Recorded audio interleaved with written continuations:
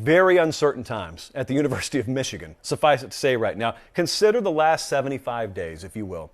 For a Michigan fan, I want you to take yourself on this ride. Imagine you beat Ohio State, first time in a long time. We were there for that one. One of the experiences of my life and their lives. Then a week later, they win the Big Ten championship over Iowa. Then they make the college football playoff, first time in program history. And then things start to go downhill. So Michigan fans, if you want to turn away for a second, they get blasted by Georgia.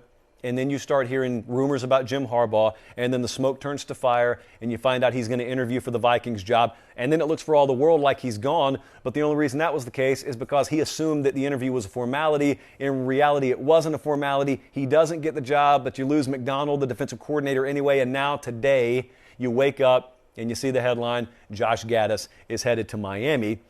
There was an old Howard Jones song back in the 80s when I was riding over to Sherwood Elementary School. I used to like listening to classic rock and like 80s pop, even though it had been written before I was born. And there was this Howard Jones song that was called No One Is to Blame. And as much as everyone wants to blame someone around Michigan right now, could I at least interject the possibility that no one is to blame? And I've got a certain buddy who is of maize and blue descent who shall remain nameless right now because he's been really mouthy today.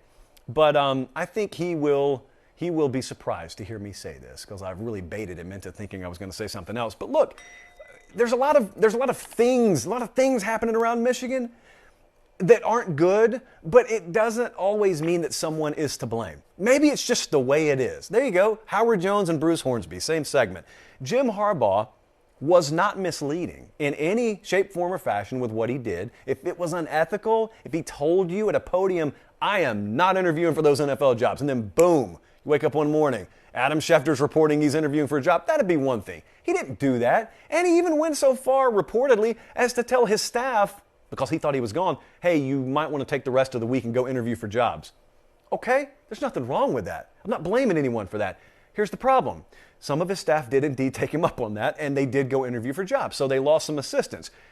He doesn't get the Vikings job, which is a shock to him, and now he's back, and it's like you're being thrown into the middle of a NASCAR race, but you got to start from 0 miles an hour. It feels that way. In reality, it's not always that way. But if I were to fault anyone here, I'm going to tell you, I think Jim Harbaugh, in retrospect, probably misplayed this a little bit in that I know it's very, very tough, and it's very easy to sit here from an armchair quarterback perspective and say this, but here's the reality, because it happens in my line of work too. When you get to a certain stature, you cannot afford to go interview for jobs. You can't. And if you have to go into a classical interview, sometimes you got to bite the bullet and say, no, thank you. Because think about what you're risking. If it gets out, which it did with Jim Harbaugh, the news gets out, and then you go interview and you find out it's not a formality. You're actually going through a job interview in which there's a very real chance, maybe better than a 50% chance, they could tell you thanks but no thanks. What do you come back to? Everybody just watched you try and get out.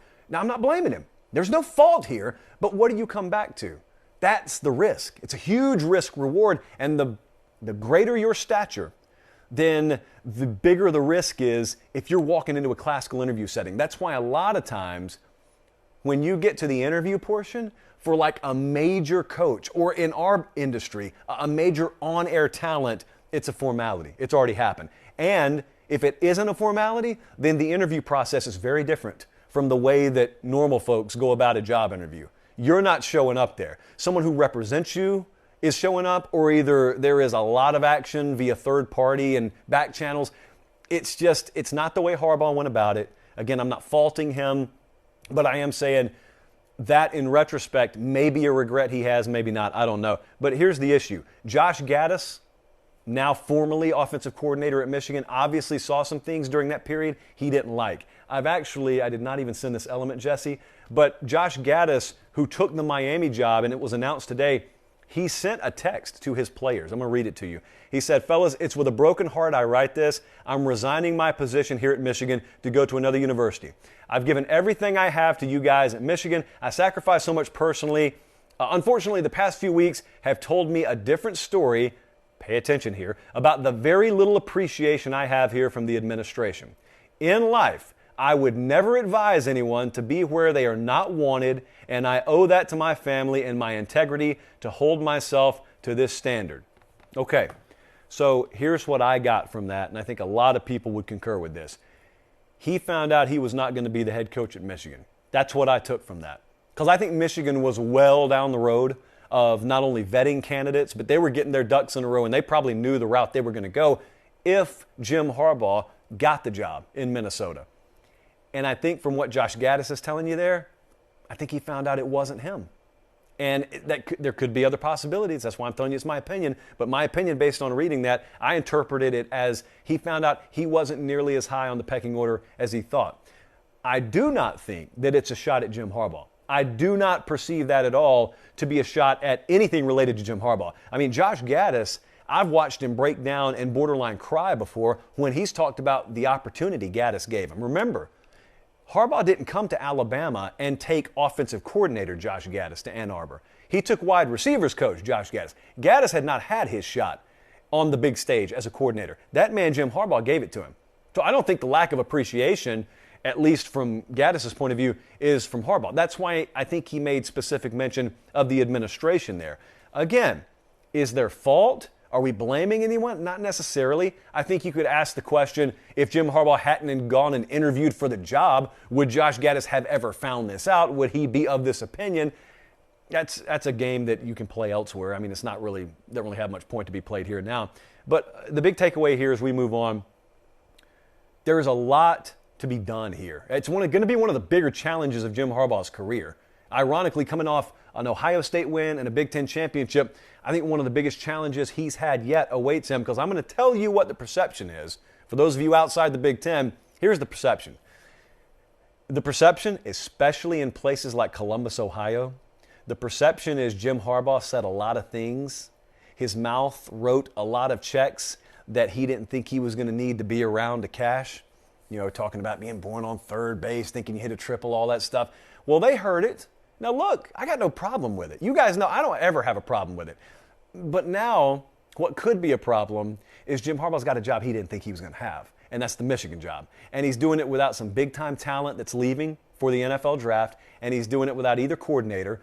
The reason why I'm not saying it's some disaster, and I'm not saying, oh my goodness, what's Michigan going to do? He hasn't made replacement hires yet. Our buddy Dave Bartu today, he was talking about the different ways Jim Harbaugh could go with this, and it wouldn't be the first time, if Harbaugh is able to pull off a couple of Grand Slam hires, it wouldn't be the first time that we've thought a staff had been sold down the river and we were selling stock on them, and all of a sudden, 2 weeks later, you're looking around saying, wait, did they actually upgrade?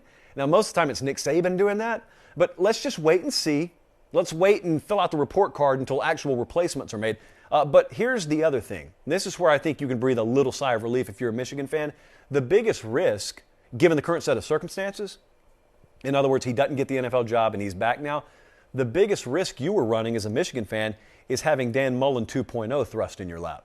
A guy who has his eyes locked on the NFL and it doesn't work out for him, and he's plopped back in the same spot he had last year and he has no interest in being there. That was Dan Mullen this past year. That's why Dan Mullen will not be at Florida this year and moving forward. I do not think that's something you have to worry about with Jim Harbaugh. Might he interview for another NFL job down the road? Sure, he might. But as long as he is at the University of Michigan, he'll be 100% dialed in at the University of Michigan. I don't think the attachment that he has to that place would allow him to be anything other than all in at Michigan. So my biggest fear would be, boy, if a guy tries to leap and he can't jump far enough and he has to come back and start over at square one, maybe maybe his feet are never there again fully. I don't worry about that with Jim Harbaugh. But it's going to be a tall order. If it's a rebuild year, so be it. Maybe it's a rebuild year. First thing you got to do is shut off that transfer portal and make sure half your talent doesn't follow Josh Gaddis to Miami. And the second thing you need to do, you got to make some hires. And then the third thing you need to do is get in spring, and hopefully some other big stories happen around college football and everyone forgets all about this. But uncertain times at Michigan.